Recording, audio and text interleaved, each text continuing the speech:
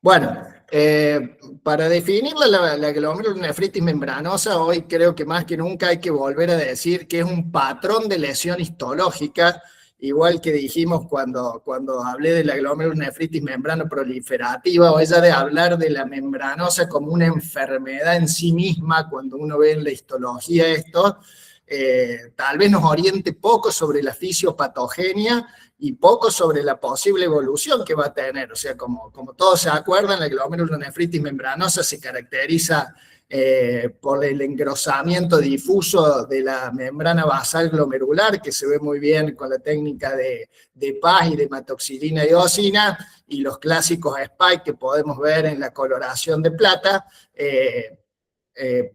Siempre estuvimos muy arraigados. Yo me recuerdo hasta de cuando yo empecé en nefrología, ya hace más de 10 años, la verdad que nos guiamos mucho por esto y nos interesaba mucho ver en qué estadio de la membranosa estaba y si tenía los spikes o no los tenía, y probablemente eso nos diga bastante poco de la evolución que puede llegar a tener o del curso clínico. Entonces, si bien es bueno recordarlo, probablemente hoy no sea lo más importante. Después, si recordamos rápidamente la inmunofluorescencia, nos acordamos que estaba predominantemente el depósito, solía ser un depósito subepitelial, y si teníamos una inmunoglobulina G habitualmente en forma única o dominante, pensábamos en membranosa primaria, y si teníamos un depósito que incluía más de una inmunoglobulina o cadenas livianas, probablemente tendríamos que pensar en una etiología secundaria.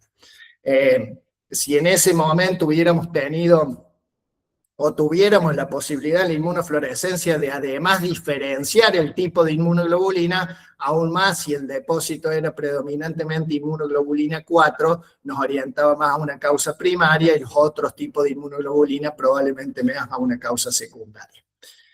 Y en cuanto a la microscopía electrónica y siguiendo con la morfología, bueno, se caracterizaba por los típicos depósitos subepiteliales con fusión podocitaria en la parte urinaria, y los depósitos en los distintos estados evolutivos que nos permitían clasificar la glomerulopatía membranosa de acuerdo a la morfología en distintos estadios, que, como digo, por ahí tenía que ver con el tiempo de evolución de la enfermedad, pero no con qué la había producido o con el posible desenlace clínico que iba a tener esta enfermedad.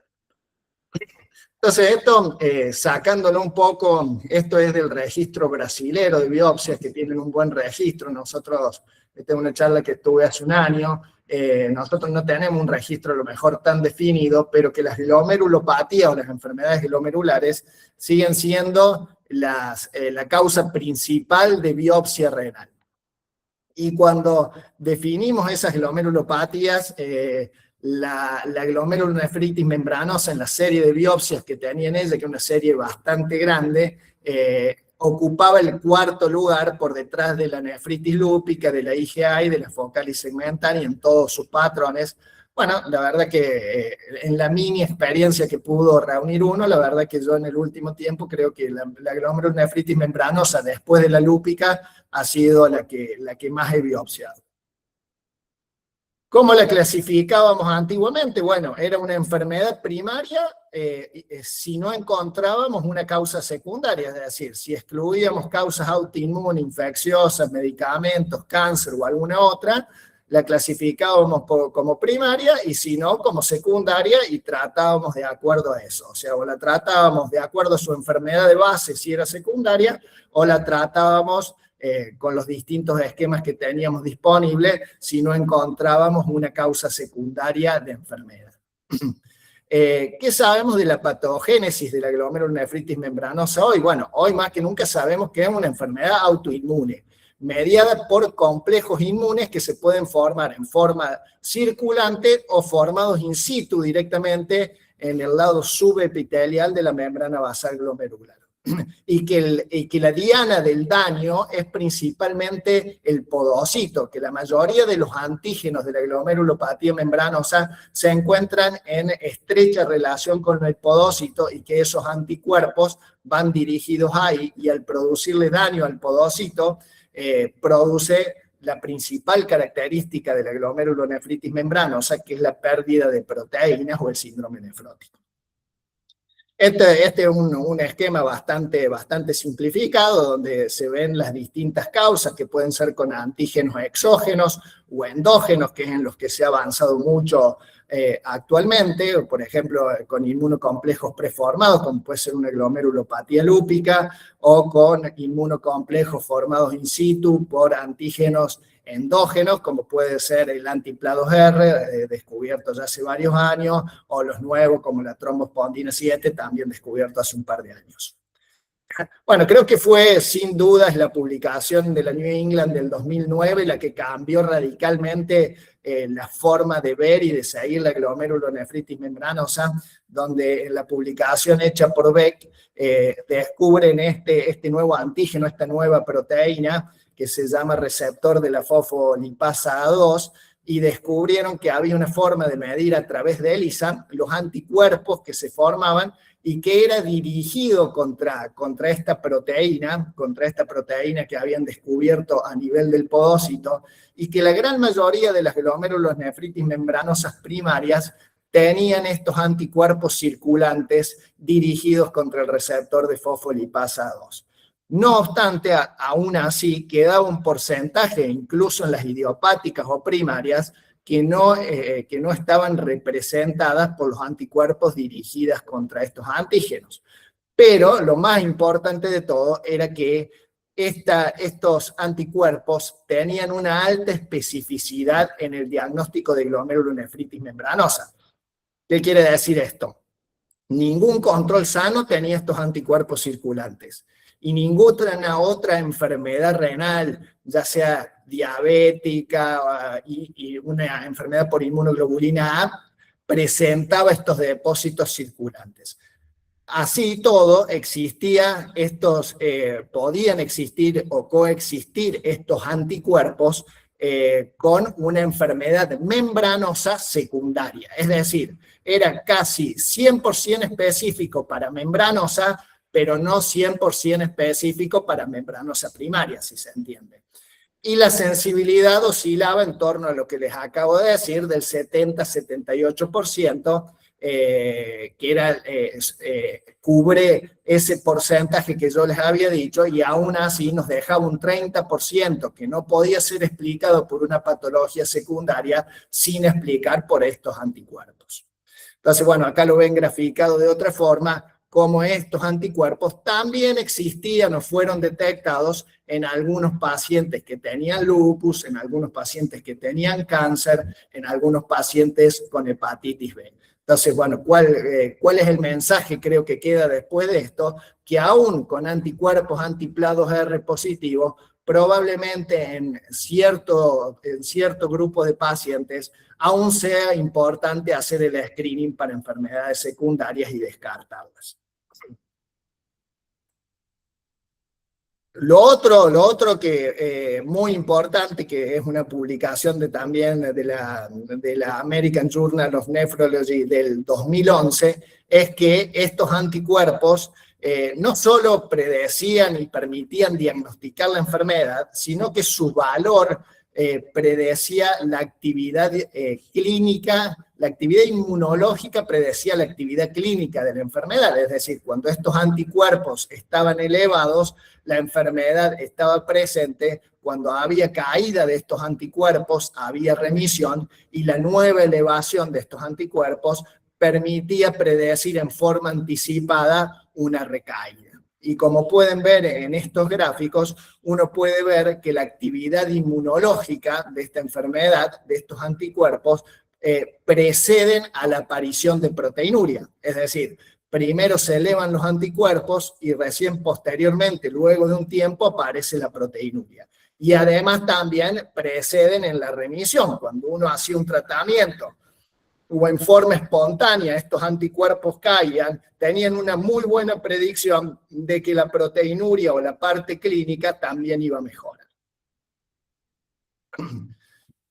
Y además de eso, no solo eso, sino que también permitían con bastante eficacia predecir evolución, es decir, los pacientes que tenían un descenso de los anticuerpos, se hacían negativos, o tenían remisión completa inmunológica, tenían una muy buena sobrevida renal, casi del 100%. Los pacientes que lograban una remisión inmunológica parcial tenían una evolución bastante buena, y a los pacientes que no tenían remisión inmunológica les iba bastante mal, y esta enfermedad podía llevar a la insuficiencia renal crónica terminal en torno a los 5 años al 50% de los pacientes, lo que no es un número para nada despreciable.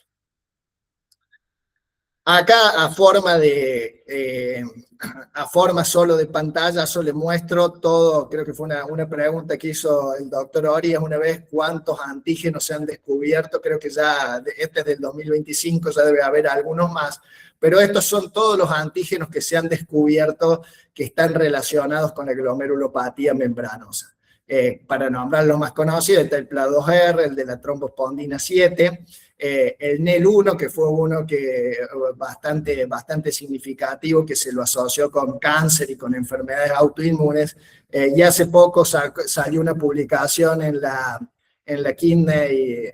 los Kidney Reports bastante interesantes sobre el PCSK6 relacionada con los antiinflamatorios no esteroideos, y vieron que tenía una correlación bastante buena en los pacientes que tenían un síndrome nefrótico y tenían positivo ese anticuerpo contra ese antígeno. O sea, si ustedes ven, o sea, cada vez vamos más camino a tener cada vez más antígenos. Habrá que ver si el descubrir estos antígenos o poder tipificarlos y tener los anticuerpos dirigidos contra estos antígenos nos da alguna precisión en cuanto al fenotipo de la enfermedad, a guiar tratamiento, etcétera. Bueno, creo que todo eso es materia de investigación todavía. Entonces, cuando uno clasifica nuevamente la glomerulonefritis membranosa o la enfermedad membranosa, puede ver que se va achicando cada vez más la brecha de lo que era desconocido o de lo que era secundario, y probablemente sean los antígenos estos lo que le vayan a dar un nombre propio a esta enfermedad, y será síndrome nefrótico relacionado a anticuerpos PLA2R con patrón membranoso. Seguro va a aparecer alguna publicación con algún otro patrón de lesión en algún momento relacionado con alguno de los nuevos biomarcadores. Bueno, todo eso está por verse, pero lo que quiero dejar claro con este mensaje es que se va achicando más la brecha de lo desconocido. Es decir, ¿por qué se produjo esta enfermedad? Bueno, porque teníamos un anticuerpo dirigido contra tal o cual proteína podocitaria o cual antígeno podocitario. Entonces, bueno, esto creo que nos da un pantallazo más grande, es lo mismo que acabo de decir recién, del porcentaje de pacientes que pasan a tener una enfermedad ya no llamada primaria, sino relacionada a cual o cual antígeno. Otra cosa importante en la histología o en la histopatología es que el anticuerpo contra el receptor de la fosfolipasa puede ser valorado por inmunofluorescencia o por inmunohistoquímica. Es decir, esta sería la huella o la comprobación real de que ese anticuerpo circulante está presente y se está depositando y generando daño en el riñón.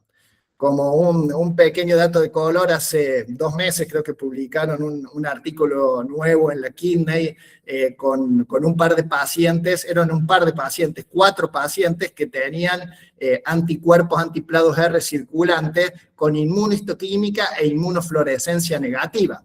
Bueno, entonces ahí salieron varias hipótesis de ver si realmente siempre el anticuerpo era daño o no era daño.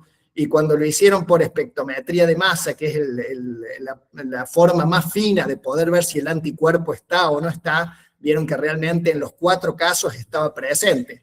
Probablemente lo que pueda ocurrir es que cuando el anticuerpo está sobresaturando al antígeno, es decir, hay tanto depósito de anticuerpos, no sea valorable, no se pueda pegar la inmunofluorescencia, y por eso de negativo. Así que me pareció un artículo muy interesante. Bueno, ¿cuál es la epidemiología o a quién afecta principalmente esta enfermedad? Bueno, sin duda que es a las personas mayores de 30 años y adultos mayores, digamos. Es muy poco frecuente en niños y tiene una mayor prevalencia en hombres. Si ustedes ven ahí en esta publicación de varios casos de membranosa, ven que en menores de 15 años realmente es una histopatología muy poco frecuente de encontrar, aumenta de los 15 y posterior a los 65 es donde se da el grupo de mayor afectación. El cuadro clínico creo que no hace falta que me detenga mucho en esto, pero siempre es bueno repasarlo. Produce un síndrome nefrótico completo en más del 80% de los casos. La hematuria microscópica no es poco frecuente encontrarlo, o sea que encontrar hematuria microscópica no debería hacernos cambiar mucho la conducta o el pensamiento sobre la enfermedad, o sea, hasta un 50% la puede tener presente. No es común la hipertensión arterial, pero también es cierto que muchos pacientes que tienen enfermedad membranosa también tienen una hipertensión coexistente, o sea que no siempre es fácil diferenciar si el paciente es hipertenso por la glomerulopatía o porque tiene hipertensión preexistente.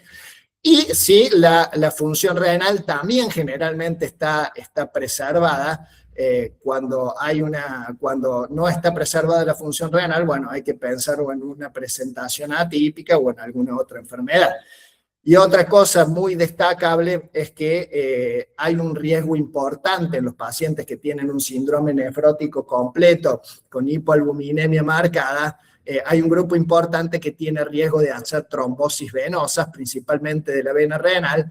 Por ende, en algún grupo de pacientes hay que pensar en la anticoagulación profiláctica hasta sacar al paciente del síndrome nefrótico. Ese creo que es un dato importante.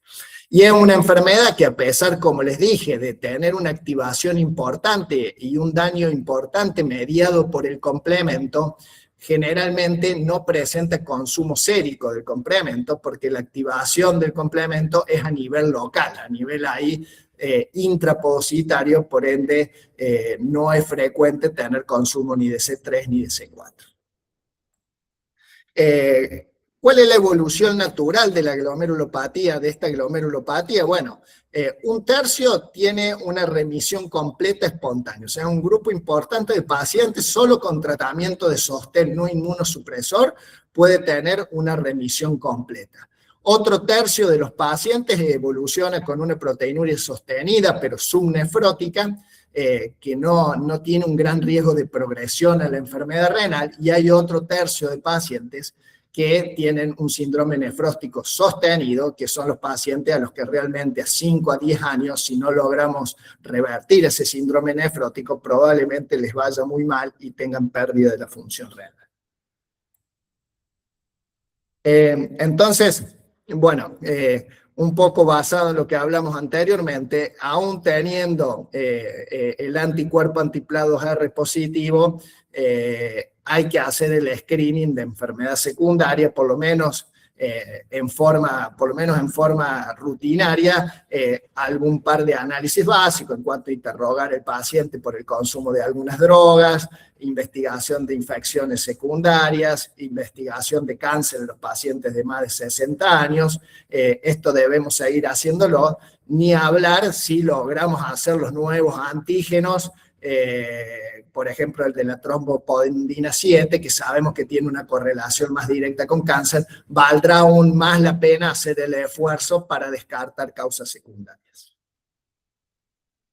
Entonces, ¿cómo usamos en la práctica, digamos, el anticuerpo anti-PLA2R? Nosotros lo tenemos disponible, lo hacemos, tenemos un paciente con un síndrome nefrótico, función renal conservada, y nos da positivo. Bueno, en ese caso es posible tomarlo como una membranosa primaria, hacer de acuerdo al grupo de riesgo que tenga ese paciente o a la posibilidad de progresión, tratarlo, no tratarlo, esperarlo, pero asumir que tiene una membranosa primaria y que el paciente no sea sometido a la biopsia de riñón. Si el anticuerpo en un síndrome nefrótico nos da negativo, no cabe duda que el paso siguiente es hacer la biopsia de riñón. Y cuando hay alguna evolución que es atípica o aparecen datos extras que pueden ser factores de confusión, como un anticuerpo antinuclear, consumo del complemento, o alguna otra sintomatología clínica que nos haga pensar en algo secundaria, bueno, probablemente a ese paciente también valga la pena hacerle la biopsia del riñón. Entonces creo que aún este anticuerpo y esta serología no logra reemplazar del todo a la histopatología.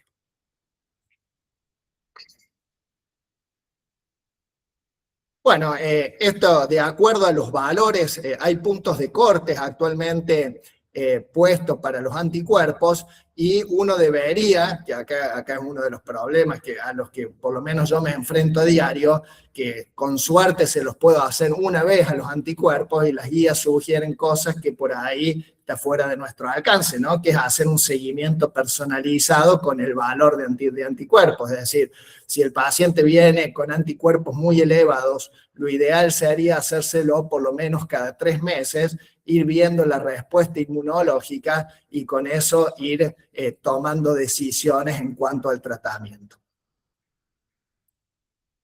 ¿Cómo clasificar o cómo dividir a los pacientes con glomérulo, con nefropatía membranosa? Bueno, creo que este esquema es bien conocido, todos lo saben, de bajo riesgo, los pacientes que tienen una proteinuria subnefrótica, no tienen síndrome nefrótico y tienen función renal normal. Estos pacientes creo que todos tomamos una conducta similar, que es hacer nefroprotección y esperar por lo menos 6 meses. Yo me acuerdo de haber tenido un paciente de estas características y de haberlo esperado hasta 1 año sin tratarlo, mantenía una proteinuria de 3-4 gramos, nunca nefrótico, nunca con declive de la función renal. Finalmente lo terminé tratando, pero creo que uno en estos pacientes de bajo riesgo puede tomar una conducta bastante pasiva porque el daño que se puede originar me parece que ya es establecido que es bastante lento. Los de riesgo moderado y sobre todo ya los de riesgo alto, probablemente la espera de 6 meses sea demasiado, sobre todo si tiene anticuerpos altos, en títulos mayores a 100 o 150, haya que valorar en 3 meses, y si el paciente continúa con un síndrome nefrótico completo y anticuerpos elevados, probablemente nos lleve al tratamiento inmunosupresor sin esperar los 6 meses que antes se recomendaban. ¿Qué hay en cuanto al tratamiento de esta enfermedad? Digo, bueno, creo que todos estamos bastante familiarizados ya con el tratamiento de la glomerulonefritis membranosa. Ya me estoy dedicando a hablar principalmente del tratamiento, no solo de la glomerulonefritis membranosa primaria, sino de la relacionada con anticuerpos antiplados R circulantes. Y bueno, uno de los primeros estudios que salió comparativos, cuando uno sabía que tenía la opción de usar ciclofosfamida, corticoides, o usar rituximab, o usar inhibidores de la calcineurina, fue el estudio Mentor, que comparó el rituximab con la ciclosporina. ¿Cuál fue el resultado final de este estudio? Bueno, primero que el rituximab tiene una eficacia media del 60%, es decir, logra remisión en aproximadamente un 60% de los pacientes, incluida remisión parcial y remisión completa. Entendida la remisión completa como la desaparición de la proteinuria y la remisión parcial como el descenso del 50% de la proteinuria de base. Y la ciclosporina al año lograba algo similar. ¿Cuál es la gran diferencia que había entre los dos? Que cuando los comparaban a los 2 años y habían suspendido la ciclosporina, la recaída o el porcentaje de recaídas que había con ciclosporina era enorme. Es decir, solamente un 20% de los pacientes que habían tenido ciclosporina se mantenían en remisión y todos los otros habían recaído. Hubo algunas críticas con respecto a este estudio. Me acuerdo de haberlo escuchado a Praga en uno de los congresos, decir que había sido muy brusca la suspensión de la ciclosporina, la habían suspendido en forma muy rápida, y eso fue lo que hizo también que el porcentaje de recaídas sea enorme. Es decir, otra conclusión, los anticalcineurínicos son eficaces en reducir la proteinuria, en reducir los síndromes nefróticos, pero probablemente no sean eficaces en mantener una remisión a largo plazo. Después salió el estudio Starmen, comparando el rituximab con el que yo creo que había sido el tratamiento de base de la mayoría de estas enfermedades hasta ese entonces, que era el protocolo de Ponticelli, que la mayoría lo conoce, es un protocolo que incluye corticoides a dosis altas alternado con ciclofosfamida. El defecto por ahí que uno le puede encontrar es la toxicidad que tiene. Y acá lo que hicieron, como para darle al rituximab otro empujón, era asociarlo en los primeros meses a un anticalcineurínico para tener el efecto antiproteinúrico rápido del anticalcineurínico, sabiendo que el rituximab por ahí demora un poco más en su efecto.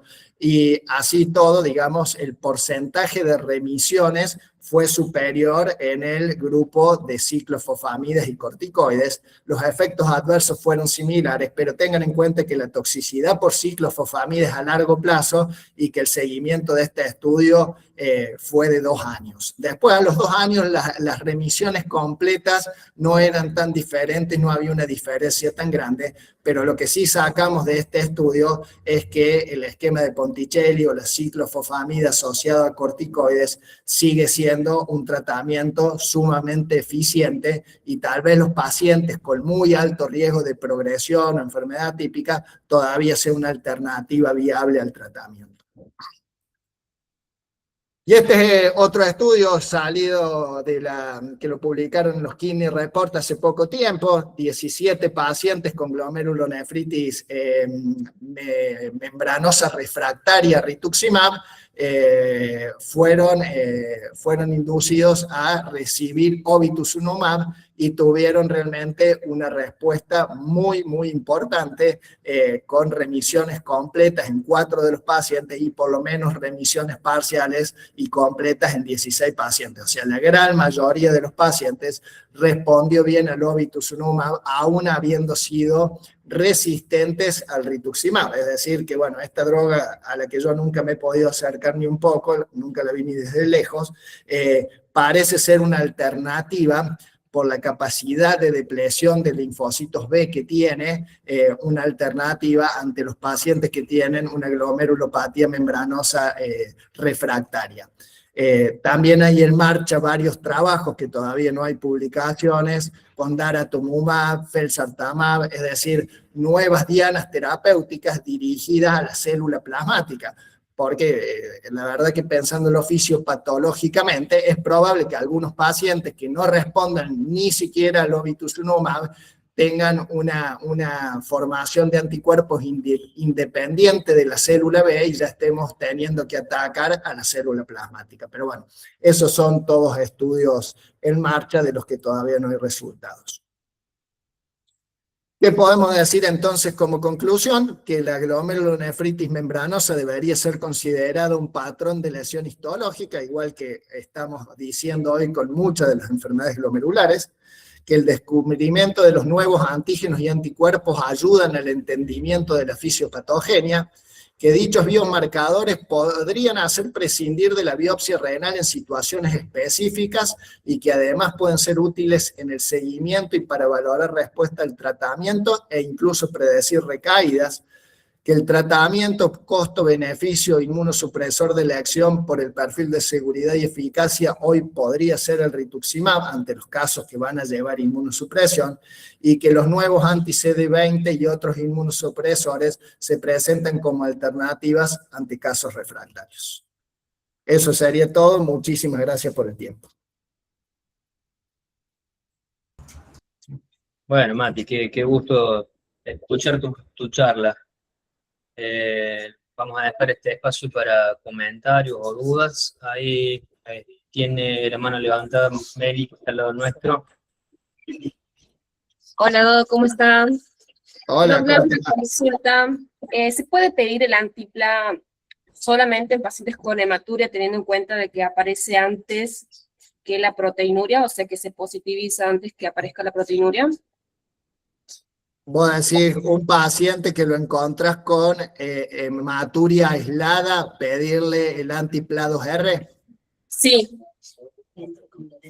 Digamos, no creo que haya trabajo sobre eso, pero creo que me parece que no se justifica en ese grupo de pacientes, ¿no? O sea, uno busca este anticuerpo en el paciente que tiene un cuadro compatible con la glomerulonefritis membranosa, con enfermedad membranosa, y no creo que la hematuria aislada sea una presentación típica de esta glomerulopatía, por ende, pensaría que no. Bien, gracias. De nada. El doctor Novoa levantó la mano, le damos la palabra. Excelente presentación, Matías, muchas gracias. Gracias, doctor. Dos cosas. La primera, que creo que no hay que perder la clínica y la pesquisa de enfermedades antes de pedir el PLA2R. Por eso coincido que a ninguna hematuria uno le pediría un PLA2R, salvo que hubiese tenido proteinuria nefrótica antes y ahora esté solo con hematuria, ¿no es cierto? Eso por un lado. Y por otro lado te quería preguntar, ¿cuál es la dosis y el tiempo de utilización de rituximab que vos recomendarías para un paciente con una membranosa primaria con PLA2R, en virtud de no poder seguir quizás con los PLA al paciente, porque es muy difícil en nuestro medio que te autoricen a lo mejor cada 3 meses o cada 4 meses un dosaje, y no es algo barato, ¿no? Entonces, ¿cómo lo manejarías vos al paciente en función de eso y hasta cuándo le harías rituximab? Bueno, Doc, muchas gracias por la pregunta. Creo que el esquema inicial que está planteado y al menos que uno usa cuando lo puede hacer, son 2 dosis de 1 gramo cada 15 días, es decir, una dosis al día 1, otra dosis al día 15, y esperar respuesta, digamos. Esto no sería vasculitis, entonces si uno tiene después de ese tratamiento una remisión completa, y la proteinuria desaparece, probablemente no valga la pena hacerle un refuerzo a este paciente de rituximab, sino, bueno, si uno pudiera seguir la inmunología sería bárbaro, pero creo que con esa dosis inicial, si uno tiene remisión completa, no haría falta repetir. Creo que si el paciente continúa con proteinuria, ya lo sacamos del síndrome nefrótico, bueno, ahí creo que habría que buscar un poco más la y tal vez el hacer los anticuerpos realmente valga la pena el esfuerzo. Justo hoy averigüé cuánto valen estos anticuerpos, están en 150.000 pesos, o sea que me parece que es algo que vale la pena hacer el esfuerzo teniendo en cuenta que nos va a guiar la enfermedad. El Doc Orías veo que... No, de nada, Doc, gracias por la pregunta. Excelente, Mati, muy lindo, muy clarito. Gracias, Doc. ¿Has visto algo con respecto a síntomas o signos y distintos antígenos? O sea, en otras palabras, si los que tienen más trombosis venosa son de algún tipo de antígeno, o los que tienen remisión espontánea, si es algún antígeno en especial, ¿hay algo de eso? La verdad que cuando hice esta revisión, que vi todos los últimos kidney de membranosa, hace hincapié en los artículos, pero la verdad que no los desglosa, por eso decía lo del fenotipo clínico, que creo que ese va a ser el paso siguiente y el que le va a dar valor al antígeno, ¿no? El tener un anticuerpo con este antígeno, ojo, porque generalmente evolucionan de una manera más tórpida, o tienen un porcentaje de insuficiencia renal más rápido, o se asocian más, como ya hemos hablado de otra enfermedad, fibrosis tubulointersticial, cuando tienen esto. Entonces creo que todavía el antígeno ayuda y están muy buenos los descubrimientos, pero hasta que no sepamos si van a cambiar los fenotipos clínicos y nos van a ayudar con algo extra, sí, son un dato de color, ¿no? Nada más, decir, che, tiene una enfermedad con trombospondina, pero no he visto nada, Doc, específico con eso.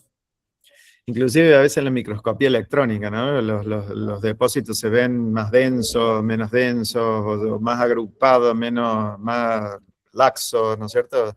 No has visto nada de eso todavía, ¿no? Eso creo que está bueno Y creo que va a estar bueno, creo que por eso todavía la histopatología es importante mantenerla para seguir aprendiendo, pero no podemos dejar de decir que hay muchos pacientes, sobre todo con los cuadros clínicos que tienen, que si tienen un PLA2R, el paciente está súper edematizado, tiene 70 años y le podemos hacer prescindir de la biopsia renal habiendo hecho un estudio bastante exhaustivo.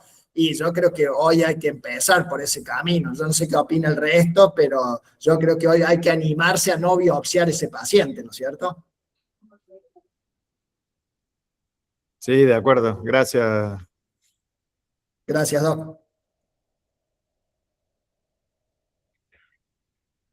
Vero. Mati, muy buena la clase. Gracias por la actualización. Eso que No. lo que hablaste de prescindir o no de la biopsia se me presentó con un caso que ahora uno ya, considerando cada caso individualizado, como decís vos, se me presentó un caso de una chica que mandé a biopsiar con síndrome de Down, sobrepeso, con imposibilidad de hacer el antiplado R, se biopsió y bueno, era una membranosa primaria, digamos. Y solamente, y por supuesto que el antiplado R le dio alto y todo, y está en tratamiento, pero estamos difícil, digamos, con criterios clínicos de seguimiento, pero no volver a autorizar el antiplado R no es tan fácil. Así que bueno, esta es una. La otra de los marcadores que, digamos, de los otros hallazgos de antígenos, si están dispuestos en el mercado en otros países, hacerlo como el antiplado R, si viste algo de eso. Y la tercera, que no sé si viste, no sé si en Kidney o en algo leí un artículo que estaban haciendo un trabajo con mini dosis de rituximab en un grupo seleccionado de pacientes con nefropatía membranosa primaria, donde usaban 100 miligramos, no sé si lo viste ese artículo, es un grupo chico de pacientes de una etnia, no sé en qué país era, que usaron mini dosis de rituximab en un tiempo, lo mismo que usando la dosis alta, causando una remisión, no sé si lo viste. No lo vi a ese, y creo que el otro, capaz que el doctor Oría, que viene de allá del lugar más avanzado, puede decir si han usado o si usan los otros antígenos. Yo hasta lo que había visto, o sea, había visto el de la trombospondina, o sea, el de la trombospondina 7 era uno de los que ya estaban agregando, pero solo ese, no sé, Doc, si allá tenían algún otro disponible. De los serológicos. Está silenciado. No escuchamos. Allá cuando había una membranosa, las mandaban afuera, así que no era algo que se consigue fácilmente, pero hay lugares donde podés mandar y bueno, te dicen exactamente cuál es el antígeno. Estaba tratando de ver si alguno de estos kits de genes, si tienen los de membranosa, y justo estaba en eso.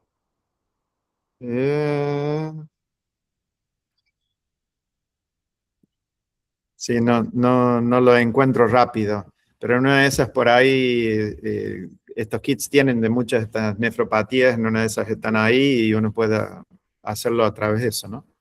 Pero no, tengo que buscarlo, no lo sé. Yo le hago otra pregunta. ¿Cuántos siguen usando? ¿Cuántos usarían ciclofosfamida? Porque yo la sigo usando. Yo, la verdad que el rituximab me está inaccesible a mí. No me lo autorizan nunca. Me ponen que es un tratamiento off-label. O sea, el PAMI me pone, es off-label. Un tratamiento que indicación ya 1A dice no está aprobado para esta patología. Así que me arreglo con lo que tengo, ¿no? Y ciclofosfamida, la verdad que es efectivo. Sí. Pero hay que cocinar los artículos, Mati, también, porque si no, viste, se quedan con eso, hay que reventarlos a artículos en esa situación. Mandarle el artículo, decís Marcelo. O sea, todos los artículos, cuando nos dicen no uno, vaya, todos. Hay que llenarles el buzón de artículos con esto y entonces a ver si dejan de decir, por lo menos pavada. Se lo mando, yo se lo mando, yo le abrocho las últimas publicaciones, se las mando en el coso, bro. Les mando me imagino que quedará tirado por ahí, que nadie ni siquiera... Nadie lo leerá. Pero el llamado es a que lo hagamos todos, no nos quedemos con estas respuestas tontas.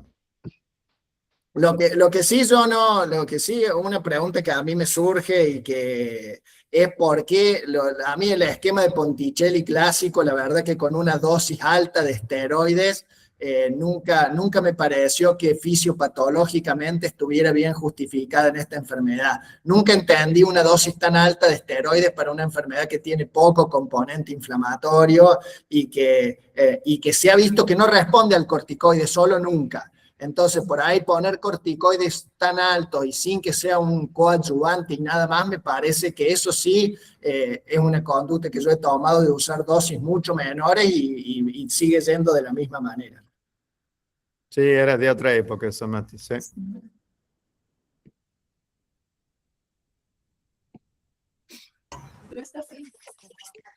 Hola, ¿cómo están? Hola, Marcelo, hola. Hola, No sé Guille. si me escuchan, ¿cómo están? Sí. Buenas tardes a todos. Muy buena la presentación, la verdad. Felicitaciones, Mati. Muchas gracias. Una sola cosa que por ahí uno, que yo se pregunta, está muy bien lo que la compañera consultó, qué hacer si vos tienes en un inicio una microhematuria, si pedir un antipla-2, etcétera. Por ahí también es, ¿qué hacemos en el caso de que te dé un resultado positivo? O sea, lo miras, porque ¿qué le vas a hacer un tratamiento? ¿Qué tratas? Creo que hay que plantearse eso. ¿Qué buscamos como objetivos? No hay que salir de mirar con precaución qué es lo que miramos como objetivo en el tratamiento de la membranosa del síndrome nefrótico. Pero Pero por pedirle ahí algo. ahora entiendo mejor la pregunta y supongo que la pregunta iba dirigida a un paciente que ya tuvo membranosa y ya tiene microhematuria. ¿Qué hacer con si hacerle o no hacerle anticuerpo? Por ahí creo que esa pregunta es distinta. De todas maneras, creo que todavía nadie, no sé qué se hace, la verdad que no está clara la respuesta, pero está claro que predicen recaída. Ahora, un paciente que está en remisión completa, por más que los anticuerpos le den más elevados, volverlo a tratar, y bueno, Ya, probablemente de acá un tiempo la respuesta sea sí, yo tal vez no me anime todavía. claro, un poco era eso, que cuando uno pide, todos sabemos cuando pedimos estudios complementarios, lo que sea, digamos, después qué aplicación le damos, además de saber si es positivo o negativo, digamos, cómo avanzo. Pero bueno, Igual muy quiero interesante. decir algo, o sea, algo que me parece relevante en cuanto a esa pregunta. Creo que el camino va a ir a eso para evitar que el paciente tenga proteinuria, esté nefrótico de nuevo. Pues sería como un paciente con HIV, decir, che, tiene de nuevo carga viral, tiene de nuevo CD4 en descenso. ¿Quién va a esperar para seguirlo tratando, para volver a tratarlo, ser más agresivo en el tratamiento? Si ya se sabe que eso va a predecir mortalidad y que, bueno, en este caso tal vez el adelantarse a la proteinuria también salve podocitos y salve función renal para el día de mañana. Bueno, eso está todo por verse. Sí, Mati, te hago una pregunta. Bueno, en realidad todos. Ahí está Pablo, bueno, Marcelo, gente que tiene experiencia en el tema. ¿Piensan en algún momento en rebiopsiar a estos pacientes? O biopsiar en el caso de que no funcione, de que no vaya bien, te da un anticuerpo positivo, no responde. Plantearse la posibilidad de una biopsia o de una rebiopsia.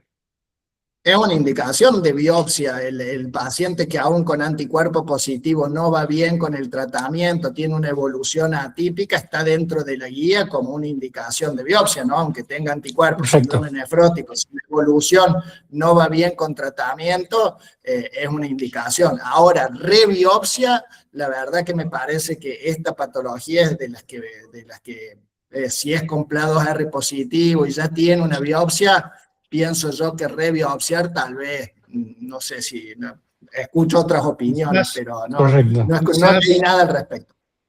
Quizás si tiene un deterioro rápido y brusco de la función renal, sospechando que hubiese agregado semilunas o una progresión rápida. Esa sería una indicación de rebiopsiar en estos casos. Bien, Sí, perfecto. pero en otro escenario, como diciendo, bueno, no trato más, rebiopsio antes de seguir pensando en tratar, quizás acá como tener los anticuerpos, si pudiéramos usarlos como debiéramos, no haría falta. Pero aún así, habitualmente la membranosa muchas veces, no, por más que remite, no se pierde todos esos depósitos. A veces se hacen más chicos y demás, pero es raro que los eliminemos totalmente. Entonces sería difícil tomar una decisión basada en eso. Pero sí, coincido con lo que han dicho.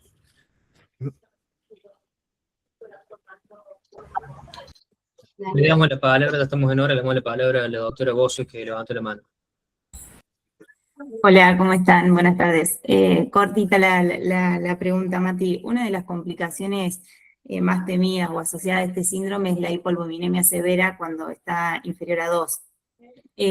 Con todo esto que estuvimos hablando de las autorizaciones de las obras sociales, ¿anticoagulas con enoxa?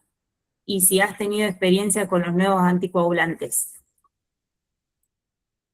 El último caso que creo que creo hay una publicación que la leí también hace poco en la seguridad de la anticoagulación de pacientes que tenían menos 2 de albúmina, que usaban apixaban y no tuvieron complicaciones mayores. O sea que me parece que la apixaban de los nuevos anticoagulantes es carísimo también, o sea que no es fácil tampoco acceder a ese, pero que es una posibilidad usarlo si tenés la posibilidad.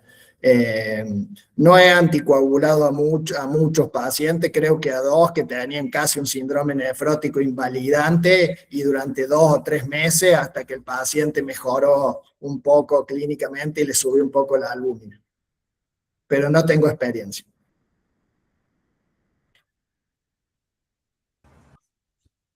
Agradecemos nuevamente al doctor Matías Vina por su presentación. Muchas gracias, Mati. La verdad ha sido un gusto. Y los esperamos. Muchas gracias por Hasta pronto.